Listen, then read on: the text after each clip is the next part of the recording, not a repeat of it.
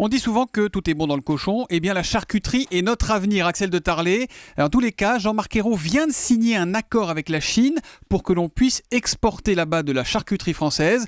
La filière agroalimentaire française a une fantastique carte à jouer en Chine. Oui, lors de son déplacement en Chine, Jean-Marc Ayrault a fait la promotion de 2 spécialités françaises, le nucléaire et l'andouillette. Ah, l'andouillette. Voilà, alors ça peut faire sourire de mettre ainsi ces 2 produits sur le même plan, mais le Premier ministre a raison, il n'y a pas que les grands contrats, la France ce sont aussi des PME, des territoires, et en ces temps de crise du port breton, eh bien la Chine est une réponse. Alors concrètement, vous l'avez dit, des accords de traçabilité ont été signés avec la Chine pour permettre début 2014 l'exportation de saucissons, rillettes, andouillettes, jambon sec, etc. Mais Voilà. est-ce que ça représente de gros volumes? On va sauver la Bretagne en vendant du saucisson aux Chinois?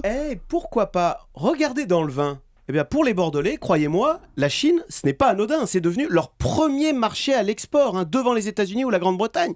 La Chine absorbe 20% des exportations de vin de Bordeaux, 72 millions de bouteilles.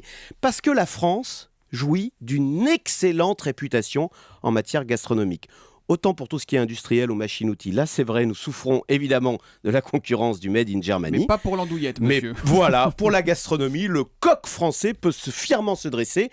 Or, c'est important parce que nous sommes à un moment de l'histoire où la Chine veut réorienter son modèle économique qui reposait sur l'exportation, les machines-outils. Eh bien, elle veut réorienter son modèle économique vers la consommation. En gros, on arrête d'importer des machines-outils en provenance d'Allemagne et on passe à table. Eh bien, c'est là où les Français peuvent arriver avec leur panier garni, parce qu'il n'y a pas que le vin, il y a le lait. La semaine dernière, nous disions que les cours du lait remontaient en France précisément grâce aux exportations de poudre de lait vers la Chine.